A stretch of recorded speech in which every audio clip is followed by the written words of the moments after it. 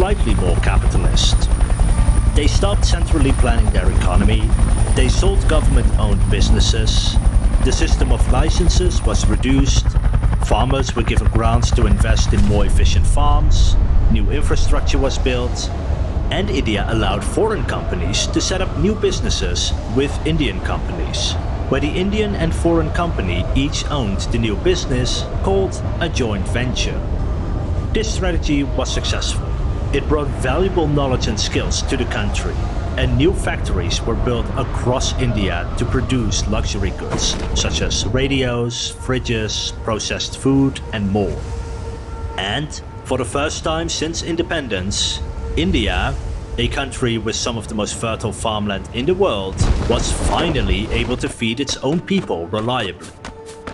This strategy was clearly a success, and the Indian government wanted more of this success.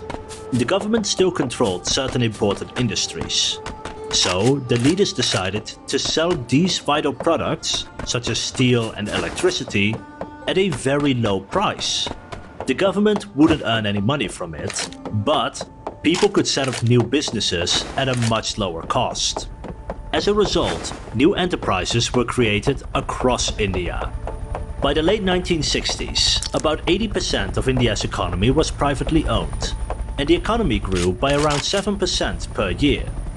At the time, that type of growth for a large country like India was unheard of. But even in the 1960s, India still struggled to provide enough food and products for everyone in the country, however. But at least now, India was finally moving in the right direction and might become a developed country within the next 100 years or so. With economic growth finally achieved, India's next goal was to become as self-sufficient as possible. This means that India would try to produce every type of product the Indians wanted to buy. The reason for such a policy was the belief that if a country could produce what they needed themselves, then other countries can never take advantage of them. To give a recent example, the United Kingdom does not provide enough food for its own people, so the UK imports food from other countries, particularly countries from the European Union. When the UK decided to leave the Union, it faced the problem that the country might not be able to get enough food. Thus, the EU had significant leverage over the UK.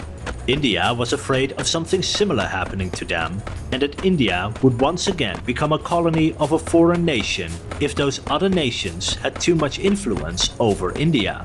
And so India was going to try to produce as much as they could themselves, so that they would become a strong independent country who needs no trade partner. But the problem with this approach is that certain countries are naturally good and bad at certain things. For example, Japan has lots of mountains, which makes it impossible for them to grow enough food. Japan will therefore never have a strong agriculture. But it does have a lot of coastlines, which means that wherever you build a factory, you will have a port nearby. As a result, Japan is naturally good at transporting heavy products such as cars or electronics across the world, because no matter where in Japan you are, the coast is always nearby, and transporting goods with cargo ships is cheap. So Japan instead uses a process called comparative advantage. This is a system in which a country focuses on things they are good at and then sell those products for a large profit to buy the things they can't produce themselves. So Japan sells what they are good at, such as cars, adult tentacle entertainment and integrated circuits, while it buys fuel, machinery and food. And as a result, Japan is far richer by focusing on certain goods than they would be trying to create everything they needed themselves. And so, the choice of India to try to build everything themselves meant that the country wasn't focusing on certain things they were good at. As a result, it was usually cheaper to buy products from other countries, because those countries had focused on just a few industries and could sell the same products at a lower price than India could. And as a result, almost nobody wanted to buy Indian goods by the 1960s and 70s, except inside India itself. This is because India made it illegal for anyone to import goods that could theoretically be made in India, regardless of whether it was actually being produced in India or not. So if, for example, you owned a factory and you needed to buy parts from abroad, you would either have to pay a very high tax on those products, or you would have to try to make them yourself. As a result, India's industry remained very inefficient, even though the economy was finally starting to grow significantly. But to show the mismanagement in concrete terms, instead of abstract examples, let's look at India's agriculture. So what could India have done instead to see the same levels of economic growth as Taiwan, China, or Ireland? Well, there are some things India is better at than most countries. India has many rivers, frequent rains, and tropical climates. This makes it a perfect location for growing certain types of crops such as rice and spices. In fact, India has the most farmland of any country in the world. India could therefore have focused on growing the agricultural sectors for such luxury products, to sell them for a high profit to colder and richer countries such as the West, the Soviet bloc, or Japan. Indian farmers couldn't earn a profit because the elites of the country were in control of the wholesalers. These wholesalers were often the only ones willing to buy someone's harvest, and there was usually only one wholesale to whom a farmer could sell. That meant that the farmer had to accept whatever price this one wholesale was giving to them, or not sell anything at all. India could have broken up the wholesalers so that they would have to compete with each other. As a result, farmers would have a choice to which wholesaler they would sell their crops and thus demand a higher price for their produce. This would have meant that farmers would earn more money to grade their harvest. As a result, they would invest in better equipment, machines and fertilizer to increase their output, because that would have meant more money for them and their families. The government could then have helped the farmers by investing in factories making fertilizer, possibly with the help of foreign experts who had experience in industrialized agriculture such as in Europe and North America. It could have set up universities and vocational schools where people could learn about better and more efficient agricultural techniques. Eventually creating research facilities where Indian researchers would develop better tools and develop better seeds, such as plants immune to droughts or flooding, and able to produce more food per square meter. Eventually, India could have become the largest producer of food in the world, exporting a variety of tropical fruits, flowers, spices, and rice across the world. The profits from agriculture would have allowed India to invest in other industries so the country could have a diverse economy focusing on multiple industries. The same way other developed countries have done, focusing on a couple of industries to use those products to buy the things it didn't produce itself. Instead, countries like the Philippines and Mexico were the ones focusing on better seeds for tropical climates. And by the 1960s, India was buying seeds from these countries because it failed to create its own research facilities. And even to this day, Indian farmers are often buying seeds from foreign companies, despite India being one of the most suitable locations to research tropical agriculture due to the large amount of farmland, farmers, and frequent harsh weather conditions. One of the many failed opportunities Indian leaders squandered with ineffective policies. And when a country squanders opportunities, there are always foreign countries willing to exploit you. While India had enough food for everyone by the 1960s, it is only by the 1970s that India was finally able to properly feed their own people. But the rich elites did not like this new system. They were afraid that farmers might demand higher prices, thus cutting into their profits. And they were afraid that foreign businesses could produce products cheaper, thus cutting into their profits. And so the elites put in place during colonization kept being a problem India's leaders had to deal with. As a result, the government had to keep control over various parts of the economy, so that these elites could use this control to their own benefit. As a result, India's more open economy was still limited. India's economy still lacked a healthy competition between businesses. Its infrastructure, while improving, was still poor. And the government did not provide a good safety net on which people who failed in this system could try again. All of these are effective measures to grow your economy, but was blocked by many of the elites who feared it would cut into their profits. And to this day, some of the most powerful people in India use their influence to block reasonable economic policies in order to enrich themselves. And the opening up of India is still taking place to this very day. So while countries like China or South Korea opened to the outside world in just a few years, India has spent the last 60 years opening up. And to this day, India is still relatively closed off to the outside world, and many investors choose to do business in another, more open country instead. And most of the time, India's reforms are forced upon it.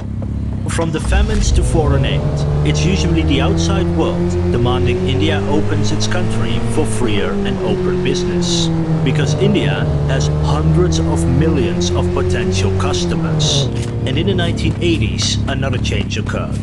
The breakup of the Soviet Union. You see, India tried to remain friends with both the Western countries and the Soviet countries.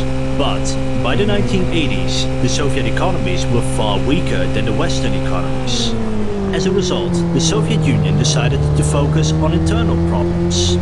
But for India, this was a major problem, because the Soviet Union decided to stop sending so much money to India and instead keep that money for their own people. The USA saw this and also decided to keep most of the money for themselves now that they didn't need to compete with the Soviets anymore. And now the Indian government faced the problem that they wouldn't have enough money anymore. And then, a few years later, the Soviet Union collapsed entirely. This collapse was a disaster for the former Soviet countries, and its people became significantly poorer. And because the people were poorer, they didn't buy as many Indian products anymore. And so Indian businesses suffered from this collapse as well. India had a simple solution. If we lose customers in the former Soviet countries, we will simply do more business with Western countries. After all, the economies of the West were far larger than the economy of the Soviet Union and its allies. And so India shifted more towards the West. At the same time, however, China also pivoted to the West. And just like the Soviet Union and India, China too abandoned the disastrous policy of a command economy in favor of capitalism. China opened up quickly to the outside world and focused their economy on manufactured goods, with factories opening across China. India saw the billions of dollars invested into China and wanted the same thing. But India had a problem. Industry accounted for only 27% of the Indian economy, while it accounted for 45% in China's economy. This meant that China had far better facilities for factories than India had. Plus, India's industry was controlled by the elites and thus protected from foreign investment. India decided to focus on services instead, such as customer service, administration, and IT. India has a large population of English speakers, while many of the richest countries in the world at the time spoke English. And so it began selling cheap services to countries like the USA, Canada, New Zealand, etc. Its industry, however, would keep focusing on selling to other Indians. And in the 1990s, India was once again forced to open its markets even further by an outside force, when it was sued at the Court of the World Trade Organization. This court ruled that India created unfair competition by protecting its own businesses with high tariffs.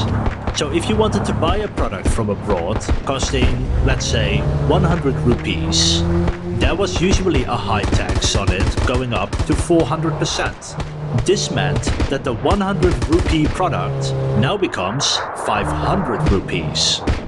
So most Indians decided to buy Indian products, which was more expensive than the 100 rupees, but cheaper than the 500 one after taxes.